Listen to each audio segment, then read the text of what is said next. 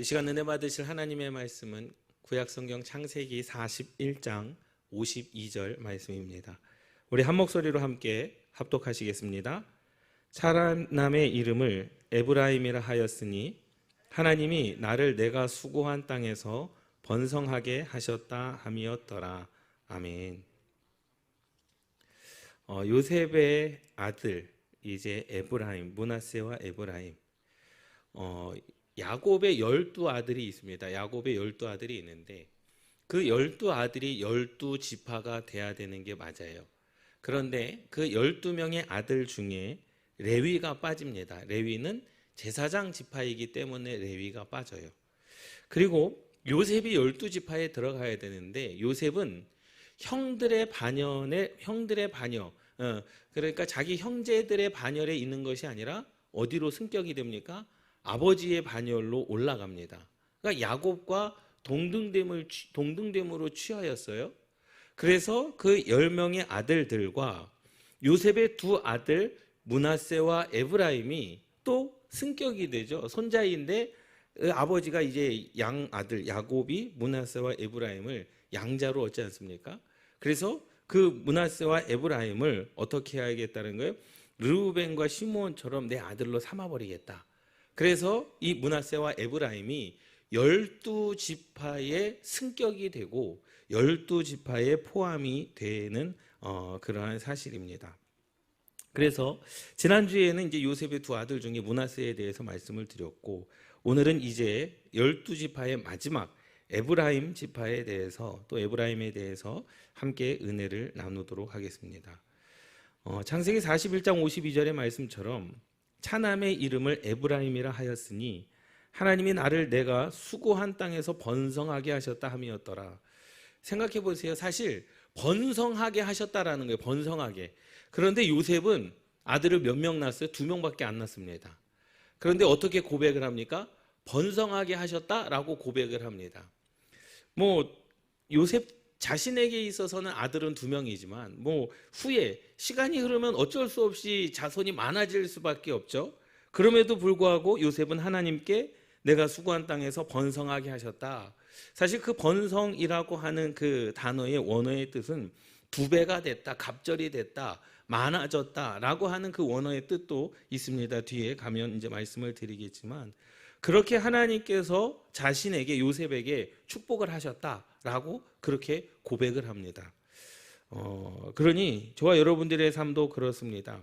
그러니까 남과 비교해서 야곱에 비해서는요 정말로 그 아들이 적죠. 야곱은 12아들을 낳았는데 요셉은 지금 2아들만 낳았는데도 불구하고 뭐라고 이야기합니까? 내가 수고한 땅에서 번성하게 하셨다.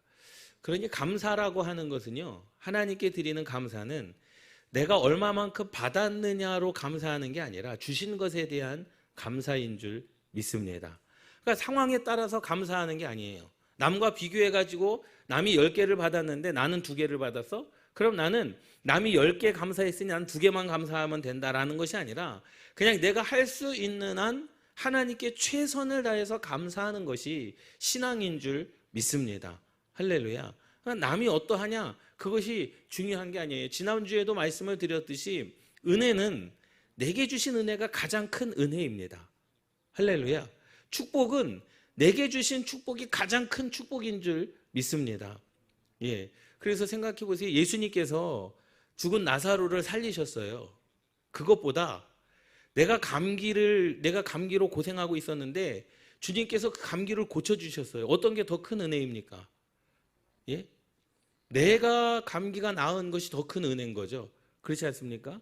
그러니까 남을 살려주셨다. 그것도 큰 기적입니다. 주님의 기적이죠. 사랑입니다. 주님의 그 기적의 표적입니다. 그런데 가장 큰 은혜는 뭐냐? 내게 주신 은혜가 가장 큰 은혜요. 내게 주신 축복이 가장 큰 축복인 줄 믿습니다. 남에게 100개를 줬든 200개를 줬든 상관없이 내게 주신 것이 가장 큰 축복이고 내게 주신 것이 가장 큰 하나님께 드려야 될 감사인 줄 믿습니다. 요셉은 지금 그렇게 감사하고 있는 거죠. 아들은 2명밖에 낳지는 못했지만 그 땅에서 번성하게 하셨다라는 거예요. 호렬단신으로 지금 애굽에 들어왔잖아요. 형들에 의해서 팔려가지고 애굽으로 자기 혼자 온 거 아니겠습니까? 그런데 거기서 결혼도 하고 거기서 애굽의 총리가 되었고 거기에서 2 아들도 얻었으니 이 요셉 스스로 생각할 때 어떨까요? 하나님께서 크게 번성하게 하신 거나 마찬가지죠. 예, 형제들도 없었고 가족도 없었던 그런 고아의 인생으로 살아갈 자기의 인생을 어떻게 해요? 아스낫이라고 하는 부인을 만나게 해주셨고, 그 아스낫을 통해서 민족의 지파, 이스라엘의 그 지파 중에 므낫세와 에브라임을 그 지파에 승격하게 했으니 그것이 얼마나 큰 축복이겠습니까? 그렇게 고백, 저와 여러분들도 그러한 감사의 고백이 있는 삶이 되시기를 주님의 이름으로 축원합니다. 아멘. 에브라임은 요셉의 부인 아스낫의 둘째 아들입니다. 에브라임은 차자였지만 야곱은 그를 므낫세와 함께 양자로 맞아 에브라임을 장자로 대우를 했습니다. 그 결과로 창세기 50장 23절에도 에브라임의 자손 3, 4대를 보았으며 므낫세의 아들 마길의 아들들도 요셉의 스라에서 양육되었더라. 에브라임을 므낫세보다 앞에 기록하고 있습니다. 요셉은 사실은 첫째 아들 므낫세를 영적인 장자로 세우고 싶었어요. 그런데 야곱이, 자기의 아버지가 그 므낫세와 에브라임을 무엇으로 얻으면서, 양자로 얻으면서 그 영적인 장자의 축복을 누구에게 줍니까? 차자인 에브라임에게 줍니다. 그런데 므낫세는 지난주에도 말씀을 드렸듯이 자기는 장자로 태어났지만 영적인 장자가 되지 못한 것에 대해서 시기하거나 질투하거나 아버지에 향하여 아니면 야곱에 향하여 분노를 내비치지 않았습니다. 그냥 맡겨진 육신의 장자, 육신의 장자 맡겨진 그 사명을 잘 감당했던 사람이 바로 므낫세였다라는 거죠. 그런데 희한한 것은 이 영적으로 봤을 때, 하나님 앞에 섰음을 봤을 때에는요, 신앙으로 봤을 때, 믿음으로 봤을 때에는 에브라임보다 므낫세가 더 뛰어났습니다. 예, 뒤에 가서도 말씀을 드리겠지만 므낫세가 더 믿음과 신앙적인 측면에서 므낫세 지파가 더 하나님을 예배하였고, 므낫세 지파가 더 하나님 영적으로 더 깊이 있는 삶을 살아갔던 지파가 바로 므낫세 지파였습니다. 그런데 므낫세도 마찬가지고 에브라임도 마찬가지고 자신들에게 주신 은혜에 그냥 감사할 줄 아는 그러한 신앙의 소유자였다라는 거죠. 그러니 요셉이 가정교육을 어떻게 한 겁니까? 잘한 겁니다. 요셉이 가정교육을 잘한 거예요. 므낫세도 에브라임도 자기가 형을 뛰어넘는 영적인 장자가 됐기 때문에 교만하거나 형을 무시하거나 그러지 않았어요. 므낫세도 마찬가지입니다. 자기가 자기의 동생보다 뒤를 이는 차자의 그러한 축복을 받았지만 그것에 대해서 시기하거나 질투하거나 싸우거나 다투거나 하지 않았다라는 거예요. 이것을 보면 신앙교육도 잘했을 뿐만 아니라 므낫세와 에브라임의 그 신앙이 아주 좋은 신앙의 소유자였음을 보게 됩니다. 요셉은 에브라임이 출생하자 하나님이 나를 수고한 땅에서 번성하게 하셨다라고 고백을 했습니다. 12지파 중에 한 지파로서 에브라임 족속의 시작이 바로 요셉의 둘째 아들, 후에는 이스라엘을 가리키는 명칭이 되기도 했습니다.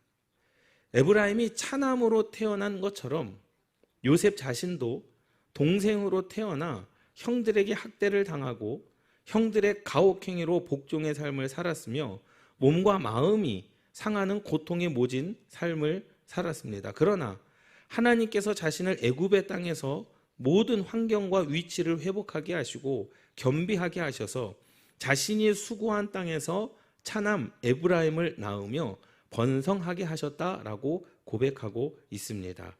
므낫세를 통해서는 어떻게 해요? 회복하셨다. 므낫세를 통해서는 어떻게 해요? 위로하셨다. 그런데 에브라임을 통해서는 번성하게 하셨다라고 그렇게 이름을 진 거예요. 므낫세의 이름은 회복하다, 치료하다, 그러한 뜻이 있는가 하면 에브라임은 번성하게 하셨다라는 뜻이 있습니다. 그 위에 보면 후에는 이스라엘을 가리키는 명칭이 되었다라고 하는 것은 이스라엘이 남유다와 북이스라엘로 나뉘지 않습니까? 그런데 북이스라엘을 가리키는 명칭이 에브라임 족속이 주류를 이뤘기 때문에 그렇게 이스라엘을 가리키는 명칭이 됐다라고 그렇게 기록되어져 있습니다. 제일 밑에 단락 한번 보실까요? 요셉은 자신이 받은 고난을 모두 잊어버리고 하나님께서 차남 에브라임을 주시고 그의 앞길을 열어주셔서 창대한 복을 세세토록 누리며 살아가게 하심을 감사하며 고백하고 있습니다. 에브라임으로 인하여 내가 수고한 대로 많은 열매를 맺게 하시고 축복을 받아 그 땅과 지파가 하나님으로부터 복을 받을 것을 말하고 있습니다. 이 복은 누구도 넘보지 못하고 빼앗을 수 없는 복을 의미합니다. 하나님은 이러한 복을 그 땅에 주셨습니다. 에브라임 지파는 수백 년이 걸리는 동안에 이스라엘인들의 가나안 정복 기간이 거의 끝날 무렵까지 이주하지 않은 창대한 지파였습니다. 에브라임은 열매를 맺다, 다산하다, 결실이 풍부하다, 그리고 두 배의 결실을 의미합니다. 그러니까 에브라임으로서는 하나님께서 복을 허락하여 주셨다, 번성케 하셨다라는 의미잖아요. 이것은 이중의 결과가 있다는 점에서 유래했습니다. 첫 번째로는 에브라임 지파는 지역적으로 많은 열매를 맺는 지역으로 그곳 주민들은 풍요로운 생활을 누리고 많은 자녀를 낳았습니다. 비옥한 삶을 살았어요. 그런데 반대로 육신적인 축복과 땅의 축복과 자녀의 축복과 다산의 축복은 받았지만 영적인 힘이 물질적인 축복의 정도에 미치지 못하였고 오히려 쇠퇴하였습니다. 예. 그러니까 영적인 축복은 누가 더 많이 받은 거예요? 에브라임보다 므낫세가 더 많이 받은 겁니다.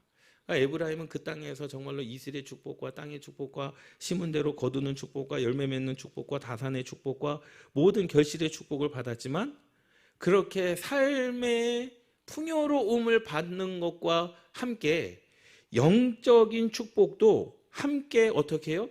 그 정도에 이르러야 되는데 먹고 살기가 편하다 보니까 영적인 축복은 영적인 힘이 물질적인 축복의 정도에 미치지를 못하였다라는 거예요. 오히려 쇠퇴했다. 무엇에 비해서는 그렇다고 해서 에브라임이 뭐 맨날 죄만 지었다 그 말씀을 하는 게 아니에요. 그것에 비해서 하나님께서 주신 축복에 비해서 신앙의 정도가 약했다라는 거지 그들의 신앙이 완전히 밑바닥이었다라고 말씀하는 게 아닙니다. 우리도 때로는 그렇지 않습니까? 예. 우리가 언제 기도가 잘 돼요? 힘들고 어려울 때 기도가 잘 되지 않습니까?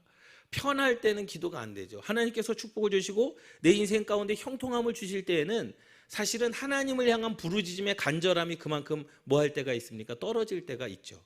바로 이 에브라임도 그랬다는 거예요. 네. 제 사례가 걸려서 기침하는 겁니다. 예. 예. 그래서 그 물질적인 축복의 정도에 미치지를 못하였고 오히려 쇠퇴하였습니다.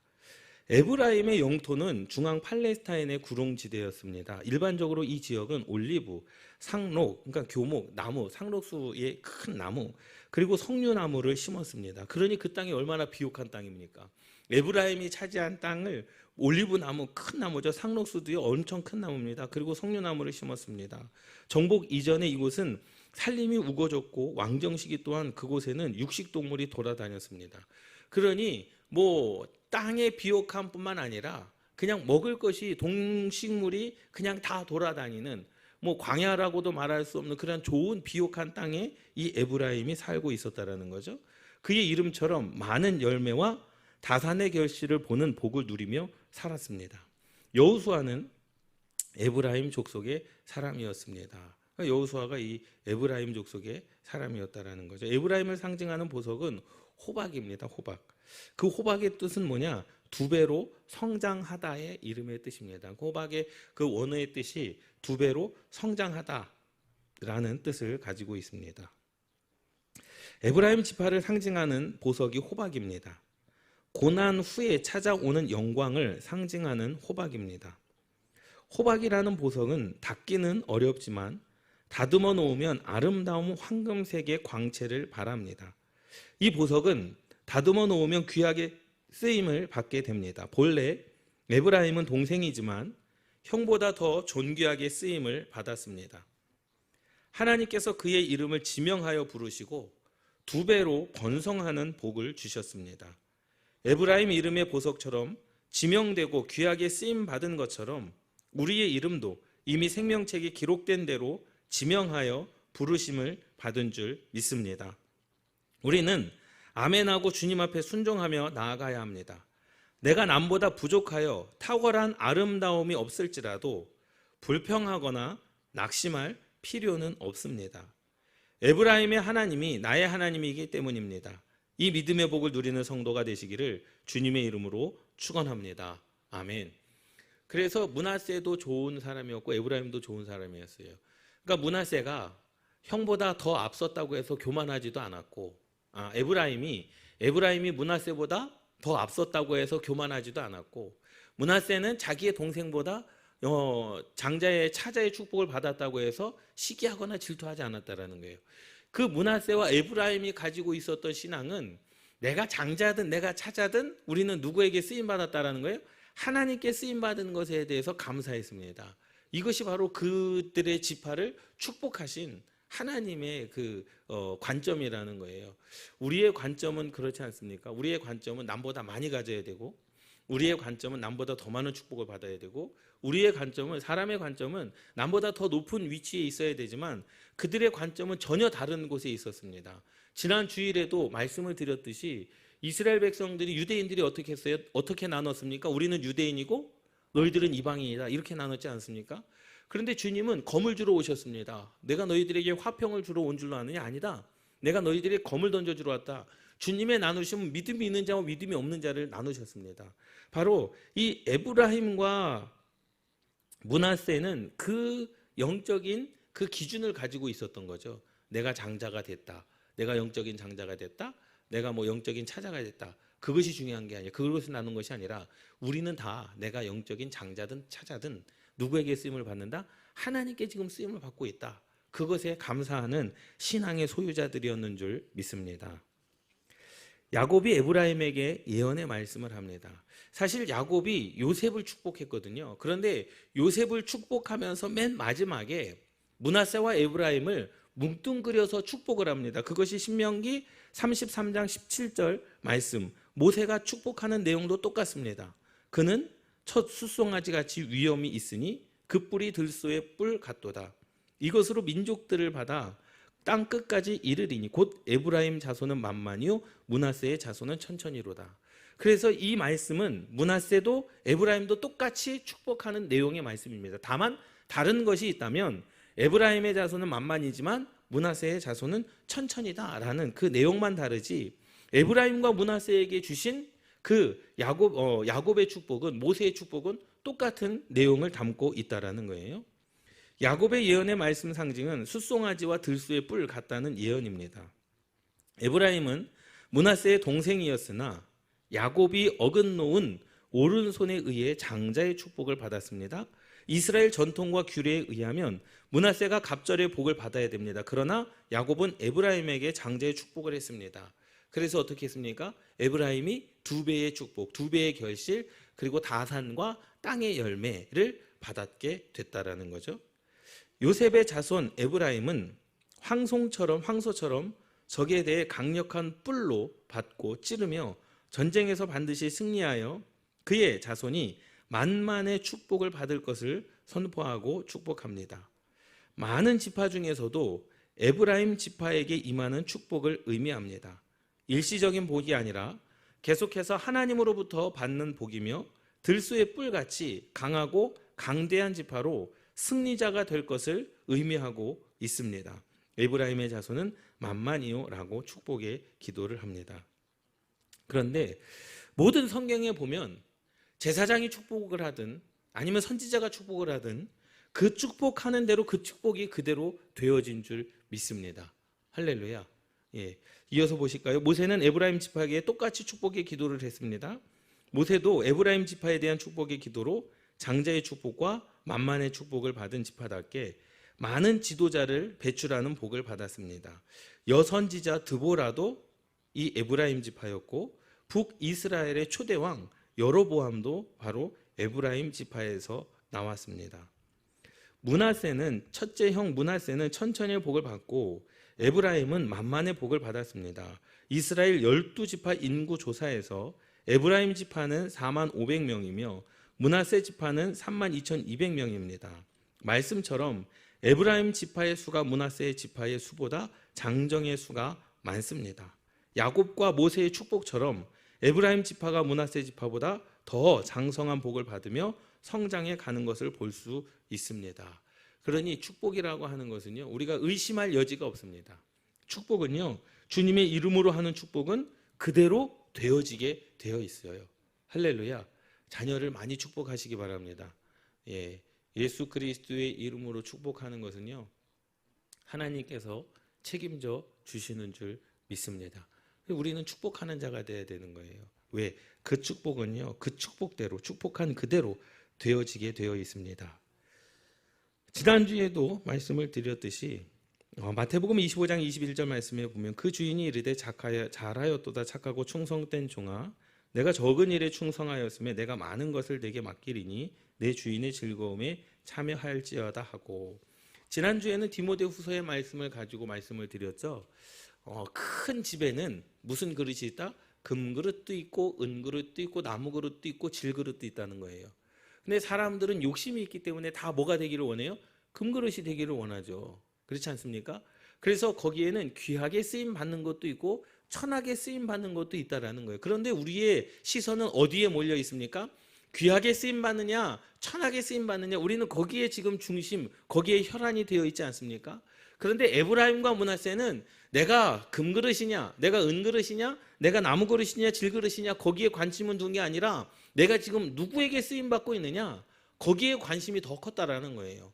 내가 영적인 차자, 내가 육신적으로는 첫째로 태어났다 할지라도, 영적으로 차자의 축복을 받는다 할지라도, 이 므낫세는 지금 자신을 누가 쓰고 있기 때문에, 하나님께서 자신을 사용하고 있기 때문에 그것에 대하여 시기하거나 질투하지 않았습니다. 에브라임도 마찬가지예요.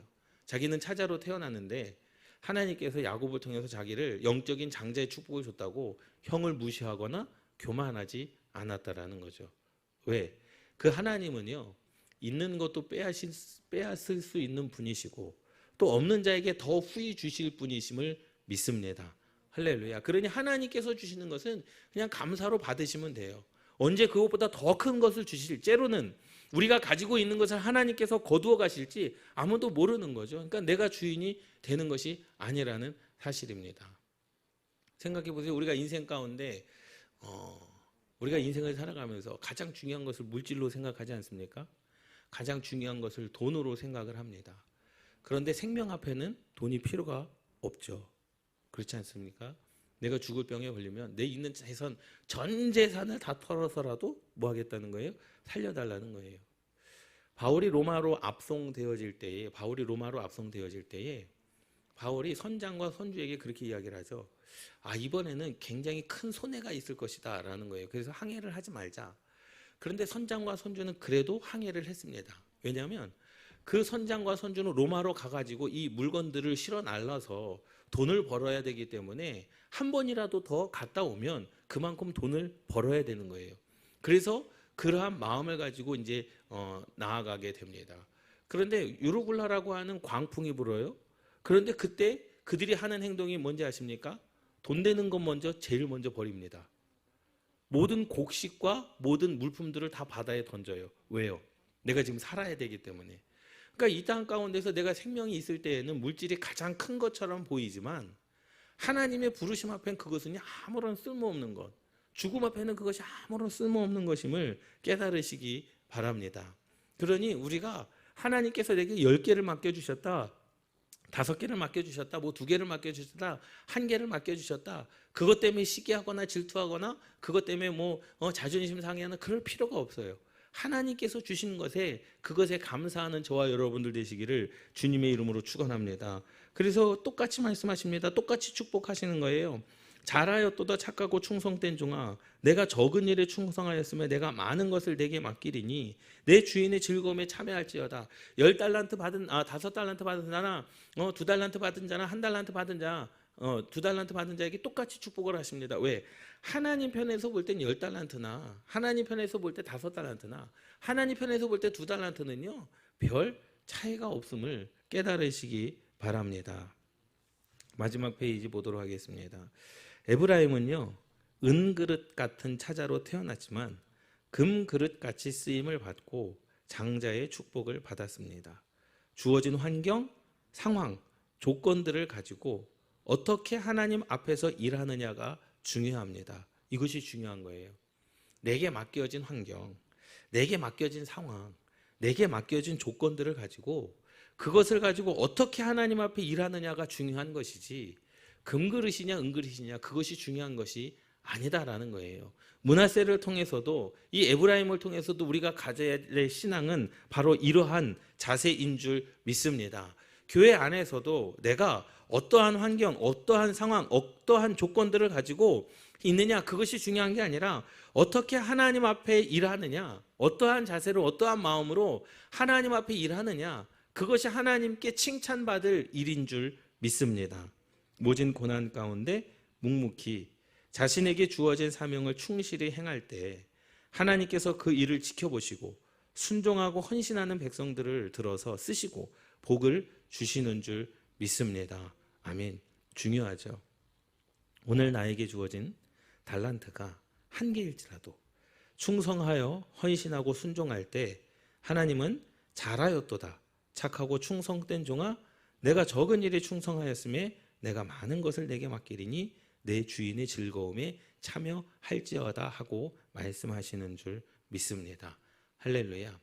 많이 맡겼기 때문에 주인의 즐거움에 참여하고 적게 맡았기 때문에 주인의 즐거움에 참여하지 못하는 것이 아니라 주인의 것이기 때문에, 함께 따라 하시겠습니다. 주인의 것이기 때문에 많고 적음은 상관없다. 믿습니까? 내 것이라면 상관이 있죠. 근데 주인의 것이기 때문에 많고 적음은 상관이 없는 거예요. 믿습니까? 그 많이 맡은 자나 적게 맡은 자나 모두가 다 주인의 즐거움에 참여하는 줄 믿습니다. 내가 때로는 많이 맡을 수 있어요. 때로는 적게 맡을 수 있습니다. 그러나 우리는 늘 항상 아까 말씀을 드렸던 것처럼 어떻게 하나님 앞에 일하느냐, 어떠한 자세로 일하느냐, 하나님은 그것을 보시는 줄 믿습니다. 오늘 우리는 하나님의 그 음성을 들으시고 충성하여 이 므낫세와 에브라임의 복을 다 누리는 저와 여러분들이 되시기를 주님의 이름으로 축원합니다. 그 환경이 중요한 게 아니고 상황이 중요한 게 아니고 조건이 중요한 게 아니고 내가 영적인 장자냐 차자냐 그것이 중요한 게 아니고 내가 육신적으로 먼저 된 자나 나중된 자나 그것이 중요한 게 아니고 우리는 하나님 앞에 어떤 마음으로 일하느냐 그것을 하나님께서 보시는 줄 믿습니다. 그래서 우리가 에브라임의 복과 므낫세의 복이 저와 여러분들 가운데 임하여 지시기를 주님의 이름으로 축원합니다. 기도하시겠습니다.